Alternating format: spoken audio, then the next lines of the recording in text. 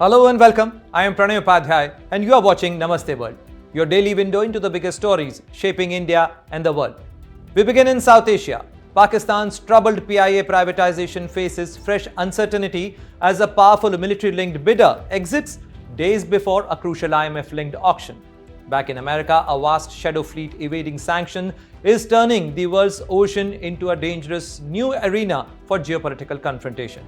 Pakistan's army chief claims divine intervention saved his forces after India's strike, turning military setbacks into religious spin. But the biggest news of the day, a leaked Pentagon report warns China is rapidly expanding its nuclear arsenal, raising alarms over arms control and Taiwan risk. All that and more. Global flashpoints, power plays, and the stories that matter are coming up in this edition of Namaste World. A draft Pentagon report has revealed that China is rapidly accelerating its nuclear buildup, with Beijing likely loading more than 100 solid-fuel DF-31 intercontinental ballistic missiles into 3 new silos fields near its borders. While the US had previously acknowledged these sites near Mongolia, this is the first disclosure of loaded missiles. The report claims that China is expanding its arsenal faster than any other nuclear power, with warheads into low 600s last year, but now on track to exceed 1,000 by 2030. US analysts warn that Beijing shows no interest in arms control talks, despite President Donald Trump's recent push for denuclearization discussion with China and Russia. Meanwhile, China has rejected all these claims, insisting that its nuclear forces remain defensive and are at minimum levels of deterrence. The finding also highlights Beijing's preparation for a potential Taiwan conflict, with experts warning of a growing risk to global arms control as the last US-Russia treaty nears an expiration. Pakistan pushed to privatize its loss-making national airline, which has hit another snag days before a crucial auction after a military-linked firm quit the race. With IMF pressure mounting, the only 3 bidders left. Can Islamabad finally pull off the sale of PIA, and at what cost? Here is a report by Farhan Khan.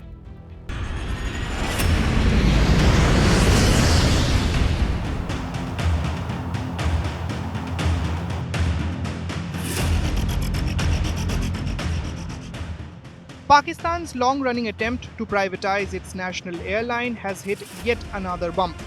Pakistan International Airlines, or PIA, has been losing money for years, weighed down by debt, aging aircraft, and chronic mismanagement. Now, just days before a crucial auction, a key bidder has walked away, and it's not just any bidder. Fauji Fertilizer Company, a firm linked to the powerful Fauji Foundation and overseen by the Pakistani military, has exited the race. That matters because the company was widely seen as a strong, politically backed contender. Its withdrawal raises fresh questions about investor confidence in a deal Islamabad has been trying to push through for years. With Fauji Fertilizer out, only 3 bids remain. One is led by Lucky Cement, along with Hub Power, Kohat Cement, and Metro Ventures. Another is a consortium including Arif Habib Corporation, Fatima Fertilizer, City Schools and Lake City Holdings. The third bidder is private airline Air Blue. The auction is scheduled for December 23rd and the pressure is on. Selling PIA is a key condition under Pakistan's $7 billion bailout program with the International Monetary Fund. Simply put, Islamabad needs this deal to work. Under the current plan, the winning bidder will take a 75% stake in PIA. Most of that share will come from the airline itself, with a small portion transferred from the government. The state will retain 25% for now, though the buyer will have the option to purchase that later. This is not Pakistan's first attempt to offload PIA, and past efforts have failed. A sale attempt last year drew just one bidder, whose offer fell well short of the government's expectations. Investors have been wary of the airline's financial health and Pakistan's struggling aviation sector, which contributes just 1.3% to the country's GDP. To make the deal more attractive, the government has cut PIA's debt, offered tax exemptions on new aircraft, and promised legal protections. But with a military-backed firm stepping aside, the privatization drive still looks far from smooth. For now, the question remains, will any of the remaining bidders be willing to take on Pakistan's most troubled airline, and at what price? With Farhan Khan, Bureau Report, India Today Global. A vast covert armada of aging oil tankers is crisscrossing global seas, dodging sanctions and drawing military response from the United States, Europe, Russia, and Ukraine. As seizures, escorts, and drone strikes escalate, the shadow fleet is turning oceans into contested zones. But how far will powers push before confrontation erupts? Here is a report by Shaurik Saha.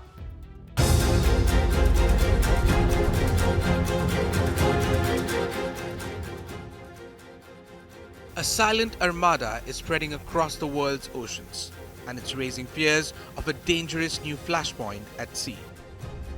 The so-called shadow fleet, used by Russia, Iran and Venezuela to dodge Western sanctions, is exploding in size.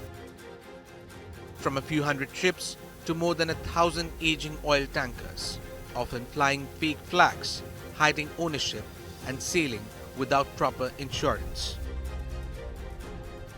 These vessels move sanctioned oil to buyers like China and India. And now, efforts to stop them are turning increasingly aggressive. In recent weeks, US forces have boarded and seized oil tankers near Venezuela.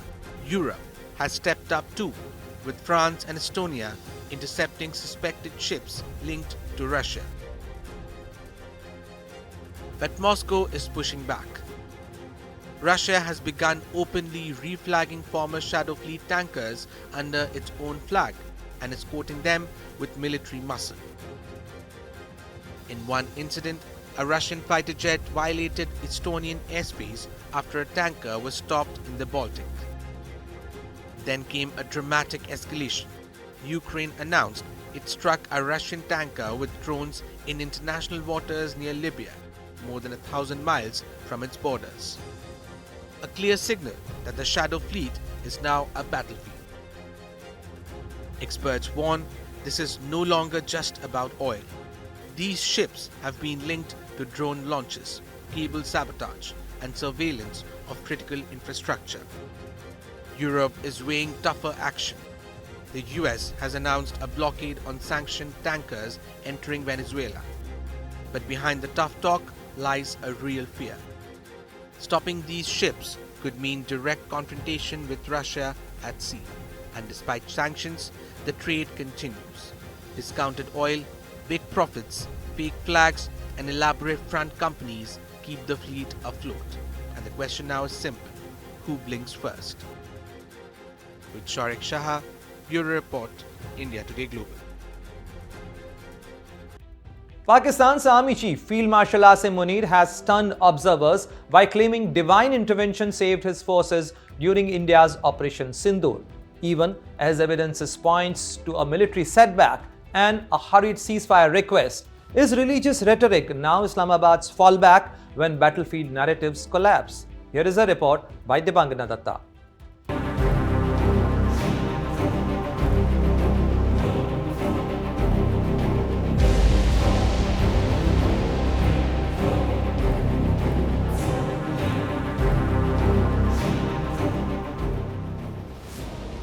Pakistan's army chief just claimed God personally intervened to save his military during a conflict with India.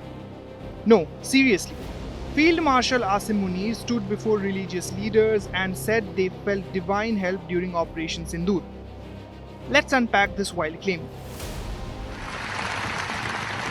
और हमने अल्लाह की मदद आते हुए देखी, महसूस की। वही अंसुरकुमुल्लाहु फला गालिब लकुम, हमने महसूस किया।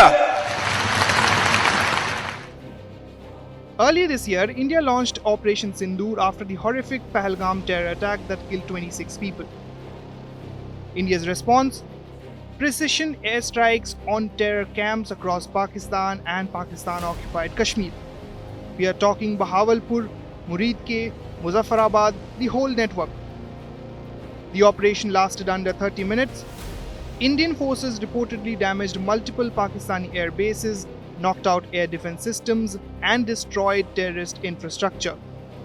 Pakistan's military was so overwhelmed they called for a ceasefire within 4 days. Now, here's where it gets interesting. Munir addressed the National Ulema Conference in Islamabad, basically a gathering of religious scholars, and invoked a Quranic verse, "If Allah helps you, none can overcome you."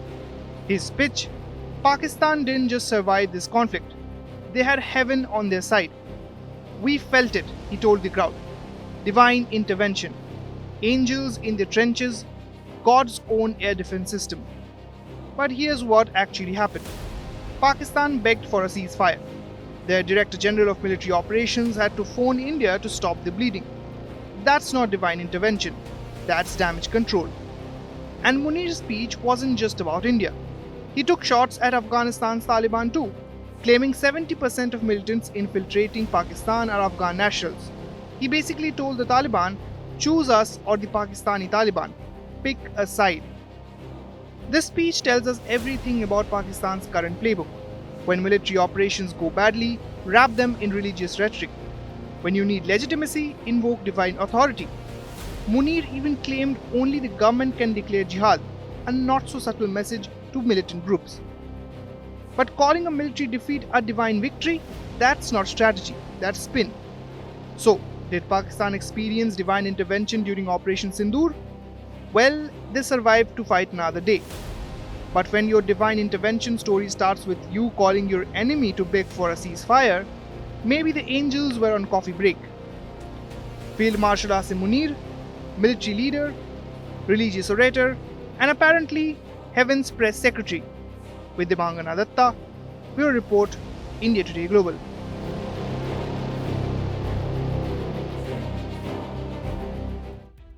As we wrap up today's show, here is a quick look at the top stories making waves around the world.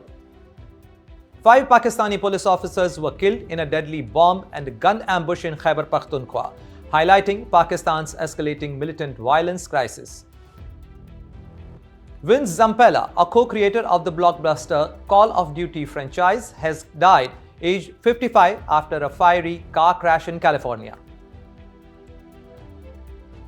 Russia launched fresh strike on Kiev and Ukraine's energy grid, forcing emergency outage and prompting NATO members Poland to scramble jets. North Korean leader Kim Jong-un showcased new luxury hotels alongside his daughter, spotlighting economic progress ahead of a major party congress. Uganda has restricted Starlink internet equipment imports ahead of elections, sparking fear that government may again impose an election-time internet blackout. And that brings us to the end of today's edition of Namaste World. From breakthroughs in technology and business to political developments and natural disasters. Stay tuned as we bring you the latest updates, key developments and more from New Delhi to New York. See you again tomorrow, same time, right here on Namaste World.